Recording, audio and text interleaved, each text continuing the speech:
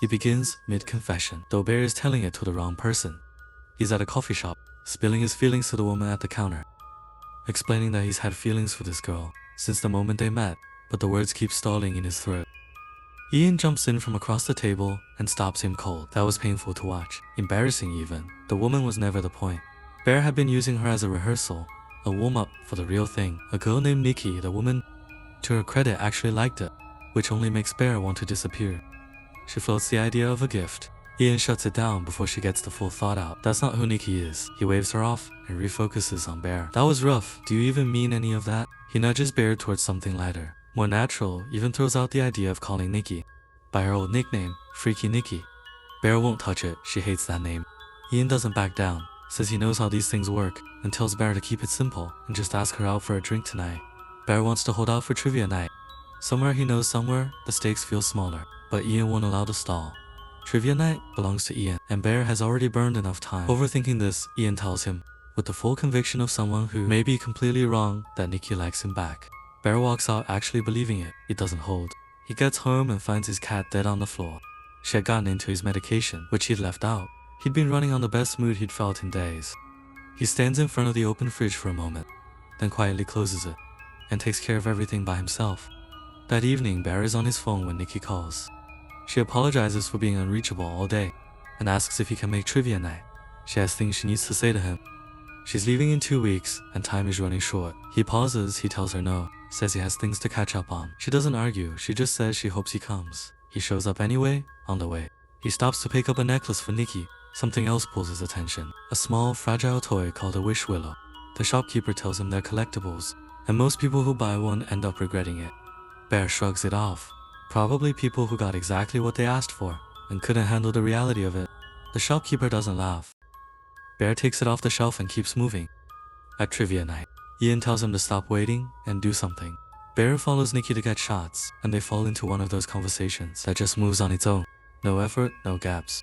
Nothing that needs filling in. He still doesn't say it. The others come over for shots, and whatever window existed closes completely.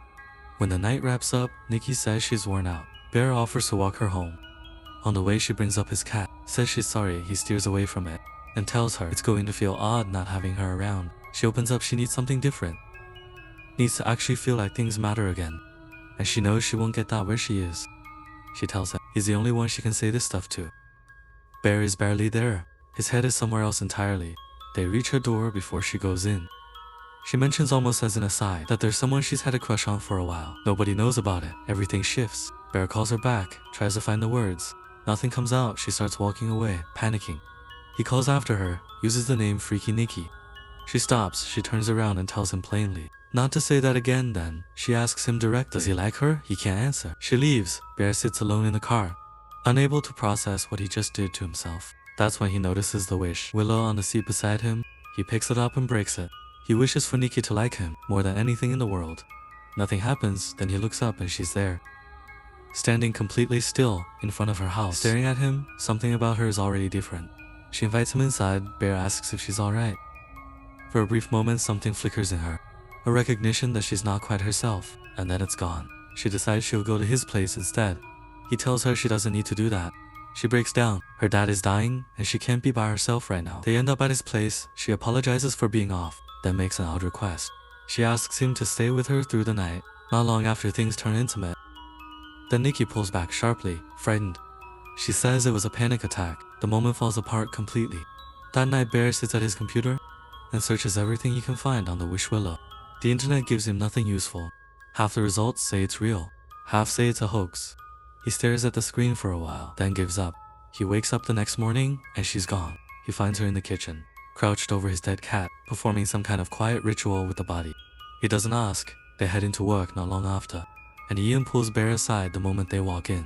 Bear tells him everything. She stayed over. Something felt off about her. He's concerned, but he leaves the wish willow out of it entirely. Ian's take is straightforward. Probably something she took.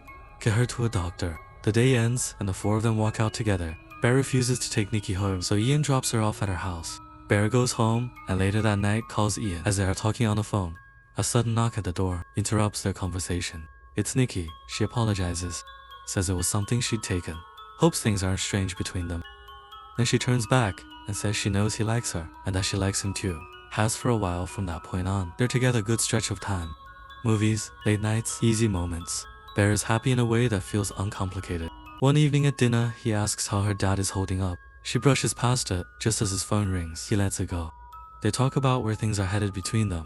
It rings again, he answers. Ian's voice is low. Nikki's dad is cancer-free, goes to work every day.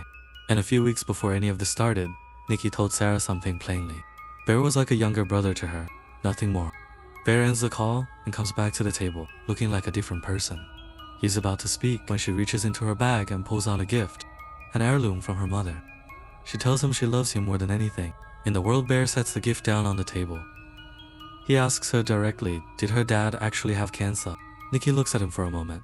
Then she starts laughing, repeating no over and over, each one landing a little differently than the last. He settles her down. She asks why it matters.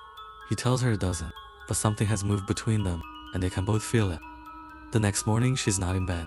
He finds her in the corner of the room, folded into herself, refusing to move. She starts crying, she can feel that. He doesn't love her the way she loves him. Her voice climbs until she's screaming, why don't you love me? She moves along the wall toward him, slow and deliberate, then stops without warning and gets into bed beside him. Every time he tries to get up, she screams the following morning. Bear notices something. He asks if she cut his hair while he was asleep. She says yes. He tells her not to do that again and says they need to talk about the night before. She blinks at him and says she had a dream. Then she smiles, just a bit too long, just slightly too wide, kisses him and tells him she loves him. He asks her quietly, please. No more strange behavior. He tries to leave. The front door has been taped shut from the inside. After Bear leaves, Nikki stares at the door with a strange smile, and she even urinates in her pants. At work, Bear is somewhere else entirely, and he was looking at the photos, until Sarah pulls him back. He brings up what Ian told him, that Nikki never saw him as anything more than a younger brother. Sarah says the whole thing doesn't sit right with her. She's just looking out for him. Their manager walks over and drops a heavy bill on Sarah's desk. She sighs, says this is what she gets for not taking school seriously, leans into Bear for a moment, then spots the note Nikki had tucked into his jacket and reads it before he can get to it. It was about the cat. Bear understands. In an instant what Nikki had done with the body, he starts throwing up immediately. On the way home, Ian pulls him aside. From where Ian's standing, it looks like Bear is the one doing the damage. The relationship isn't good for either of them. He suggests a test boys' night. Just the two of them? No Nikki. Bear agrees after Ian leaves. Bear calls the number on the wish willow box. They tell him what he had already started to suspect. The love isn't real, it can't be shaped or softened, and there is no reversing it, as long as Bear is alive. Nikki will say exactly like this. The man puts her on briefly just to make the point land. All Bear hears is screaming. He gets home and finds Nikki in the same spot, soaked in sweats, and she's ashamed. She apologizes and says she'll clean herself up. While she's in the shower, Bear brings up the cat. His voice isn't steady. He tells her she can't keep doing things like this. Then he mentions the boys' night. The room goes quiet. He asks if she's alright with it. Just him and Ian. She screams before he finishes the sentence, frightened. He walks it back and tells her she can come too.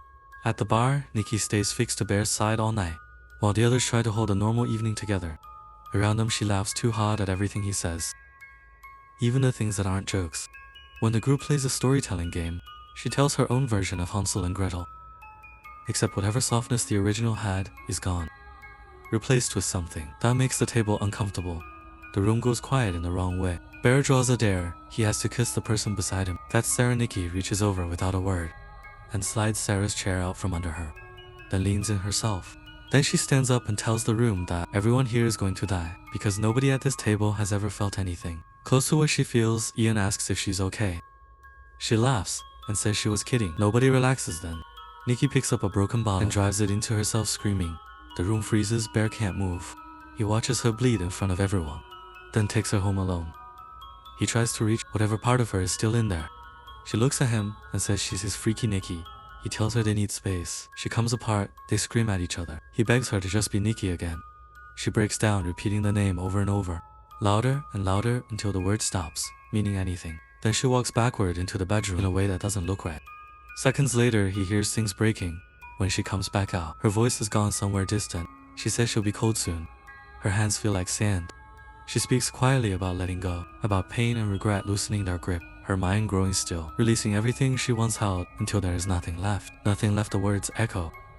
Later, Bear wakes up with her in his arms. He gets a message from Sarah. She wants to see him come now, or she's coming to him. He eases out of the bed carefully. Nikki's eyes open before he reaches the door. But the voice this time is different. It's Nikki, she whispers and begs him to end it for her. She doesn't want the other one to wake up. She just wants it to stop.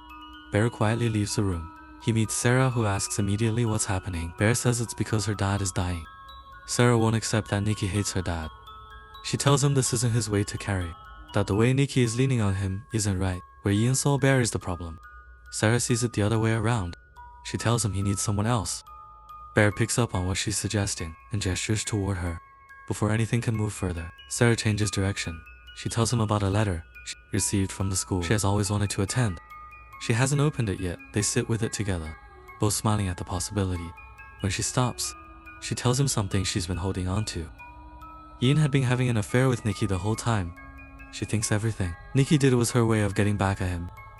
Before Bear can say anything, Nikki breaks the car window and attacks Sasha.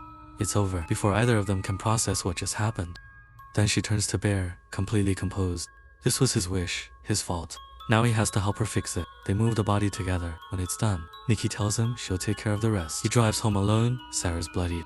Acceptance letter is sitting on the passenger seat. Chikat and Bear comes completely apart in the car. Screaming, unable to hold any of it together, he goes back to the shop and goes straight at the attendant. Furious that this man puts these things in people's hands, the attendant doesn't flinch at first. But when Bear breaks down and tells him everything, the man asks what he actually wished for. Bear tells him. The attendant says undoing it is not possible, but there is one opening. Someone else could use a wish willow to set her free, provided that person genuinely wants her free. Bear grabs one off the shelf and makes the wish himself. It won't move. He drives to Ian's place. Ian is already unraveling. Sarah has been sending him message after message to come to Bear's house, and he can't make sense of it. Bear lays everything out and puts the willow in front of him. One wish remaining, the only one that matters. He needs Ian to use it to wish Nikki free. Ian listens, doesn't believe a word of it, and tells Bear to stop. Bear pushes. It's real, it's limited, and this is the last chance Ian makes a wish. $1 billion. Bear folds completely. He runs home. Nikki isn't there. Instead, he finds a grotesque shrine in Sarah's body. Nikki screams at him, wanting to know why he can't just love her. Ian follows Bear inside and tries to reach her. She shoots him without hesitating. Bear screams that he loves her. It's enough to bring her down. He holds her while she fades, telling her he'll make it right. She says they'll be together forever. Then she feels the small shake of his head, and everything starts again. He locks himself in the bathroom. If he dies, the wish dies with him. Nikki goes free. He runs through every other option. Until there aren't any, he can't do it directly. He opens the cabinet, empties everything into his palm, and swallows it all. On the other side of the door, Nikki's voice comes through. Soft and even, everything is fine. Everything is fine. He tries to bring the pills back up. Then he hears a snap from the other side of the door. He walks out smiling. Nikki had found the last wish, Willow, and used it, wishing for Bear to love her the same way she loves him. They have one quiet moment together. Then he collapses. The overdose takes him. Nikki spirals and is already reaching for a way to follow him when something shifts. Whatever had hold of her simply lifts. She comes back to herself all at once, sitting in the middle of everything that happened, with no way to undo any of it. The film ends there. Please like and subscribe for more.